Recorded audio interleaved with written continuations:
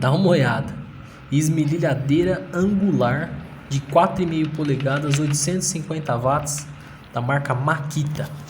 Chegou na nossa assistência aí para a gente fazer a troca do rotor, porque segundo o cliente, quando você coloca ela na tomada, ela não faz o giro, ela não starta, né? Começa aí desmontando a proteção do disco, tirando a flange e a porca, né?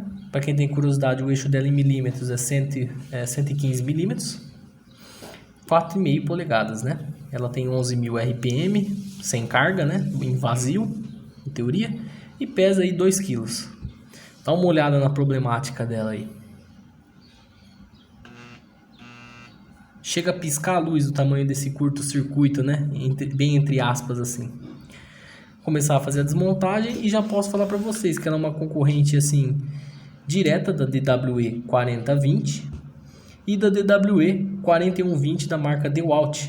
Embora a 4020 tenha um valor em watts de 800 e a 4120 de 900 watts, ela ainda assim bate de frente com essas duas máquinas, né? E uma concorrente direta aí com uma da Bosch, uma esmerilhadeira angular da Bosch, uma GWS 850. O interessante aí nessa desmontagem é que eu uso um sacador de válvulas para tirar os carvões, né? Porque se os carvões ainda estiverem em bom estado, não estiverem queimados, a gente não precisa efetuar a troca, né? A princípio aí eu vou tirar o rotor para fazer a análise. E ao tirar, percebo que o rolamento traseiro de número 607 2RS está estourado. E as bobinas inferiores, né, perto das coletoras do rotor, ou também chamado de induzido, elas estão aí provavelmente em curto, estão queimadas, por isso a máquina não faz a rotação. Existem algumas marcas evidentes no corpo de indução do estator, mas aí nada que vai afetar no desempenho da máquina. Faço essas desmontagens, né?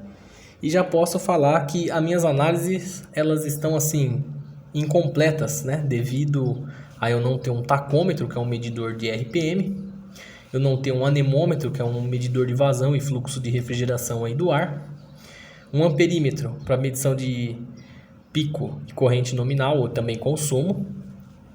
Falta-me uma câmera térmica, né, ou sensores do tipo TMP36, que mensuram aí por meio de uma programação de Arduino de menos 40 até 125 graus Celsius, né?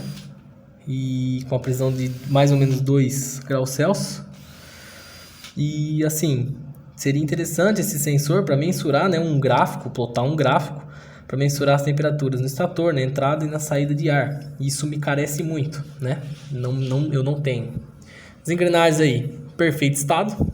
Rolamento ali traseiro, que é um grande diferencial para esse tipo de máquina, também em perfeito estado. Tem um pouco de graxa ainda na caixa de engrenagem, né? A gente vai colocar mais para frente devido a alguns ruídos aí que vocês vão ver em vídeo. Para quem tem curiosidade, para tirar a porca ali que fixa o pinhão no rotor, é uma chave 10. E outra coisa sobre a graxa, seria interessante fazer algumas análises devido às temperaturas ali com o sensor TMP36 ou uma câmera térmica, o ponto de gota, né, dessas graxas, quais graxas se comportam de maneira mais ideal para um trabalho mais eficiente em lubrificação. O que eu posso dizer para vocês é que, devido a essas faltas que eu tenho na assistência, minhas análises não são assim tão profissionais quanto eu gostaria que fosse, mas isso vai mudar com o tempo.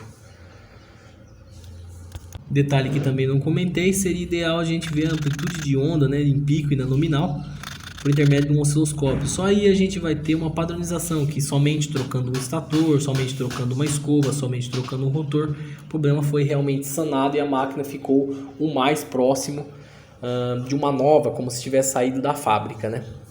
Faço aí a retirada do rolamento, tirando pela parte de baixo aí o rotor, né? Esse rotor é o responsável pelo fluxo da refrigeração, né? Pela vazão de ar, que ele puxa de trás da esmerilhadeira angular para frente. Para quem tem curiosidade, novamente, um rolamento 629 também é colocado na parte superior ali do induzido, né? Ou rotor.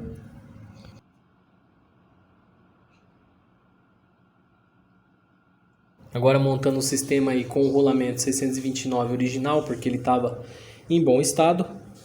eu vou usar, né, eu não vou bater sobre esse rolamento, eu vou usar um método da prensa, né, da prensagem, porque devido a um grau aí de ajuste técnico, né, de um grau mais profissional, é necessário a gente colocar ela sobre uma prensa, né, para que a gente não ocorra um acoplamento indevido, a gente não venha danificar o rolamento também, que não é interessante para o cliente. Como eu disse, o cliente veio apenas para trocar o rotor, não para fazer a troca de rolamentos.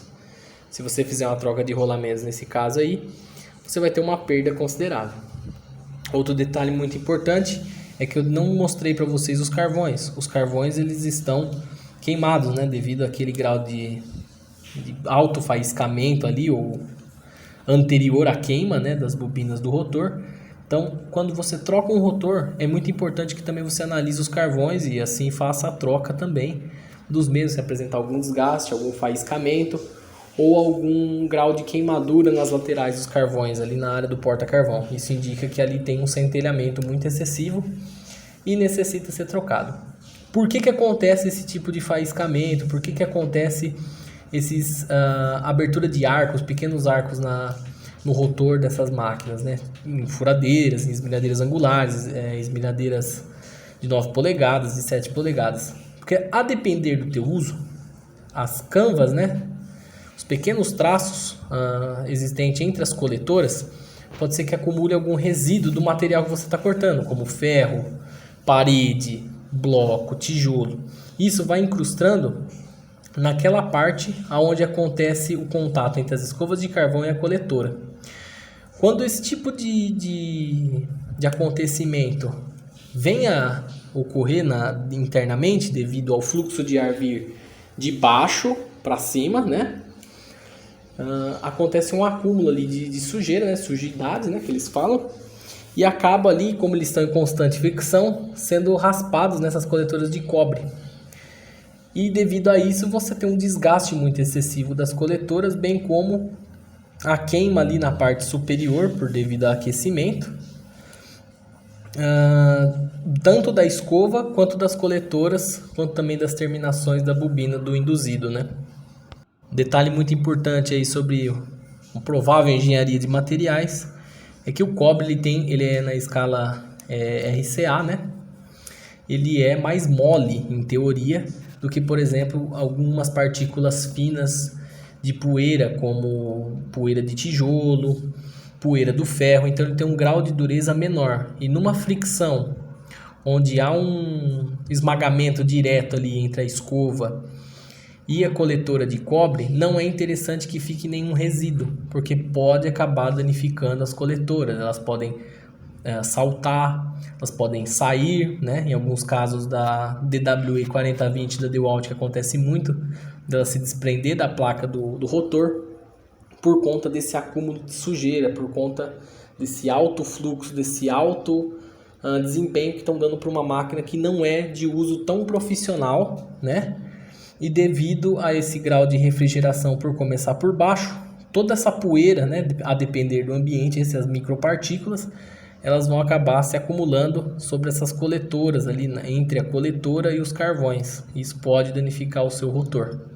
Então essa é a principal e quase constante, assim, 98% dos casos de faiscamento é por conta disso. Aqui esses 2% pode se atribuir algum problema na mola, né, de fixação, como no caso de esmerilhadeiras da Bosch de 9 polegadas e de 7 polegadas, e também algum contato não tão efetivo de uma resistência não tão equivalente entre as bobinas do estator. Passadas essas informações, e também como vocês já estão analisando em vídeo, estou realizando a montagem dessa esmerilhadeira angular, sem nenhum problema, sem nenhum empecilho, né? E ao terminar essa montagem, eu decido colocar ela na tomada e, para minha surpresa,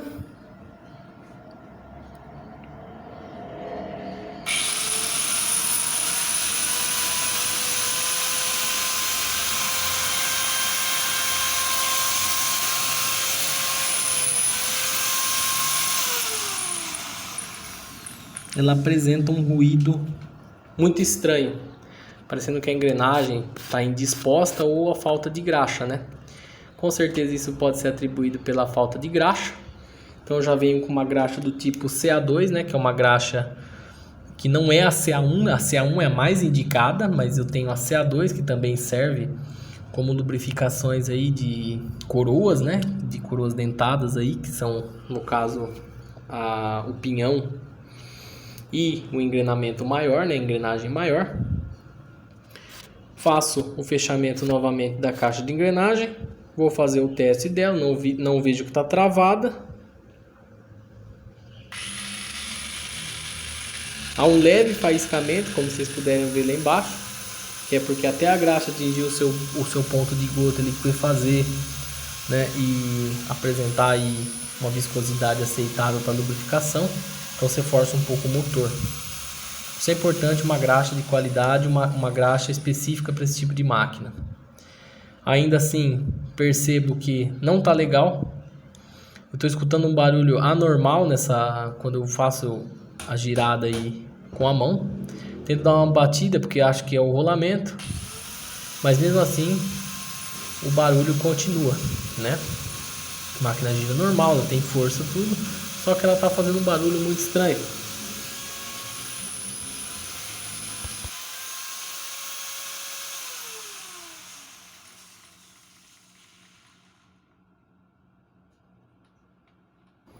Melhorou um pouco do barulho com a colocação da graxa, né? Mas ela ainda não está 100% aos meus olhos. Quando ela começa e termina, né, a sua rotação, eu percebo que tem um leve engasgamento, né?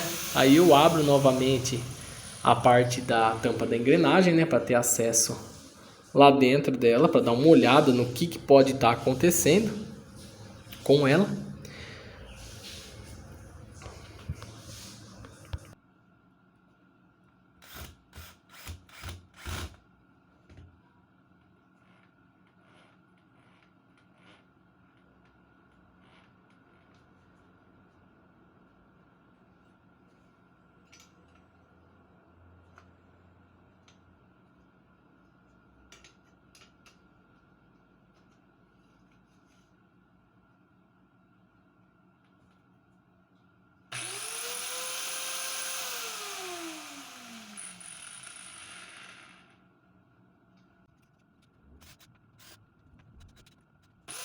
Tento liberar uns poucos parafusos para ver se é esse o problema.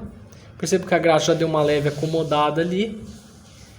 E fico naquela. O que pode estar acontecendo? Quando eu aciono ela e desaciono sem a engrenagem maior, eu percebo que pode estar acontecendo uma raspagem, né, entre o ventilador do rotor, né, a parte de refrigeração aí, do fluxo de a vazão de ar, e a parte justamente daquele assento que ela tem, do guia de ar.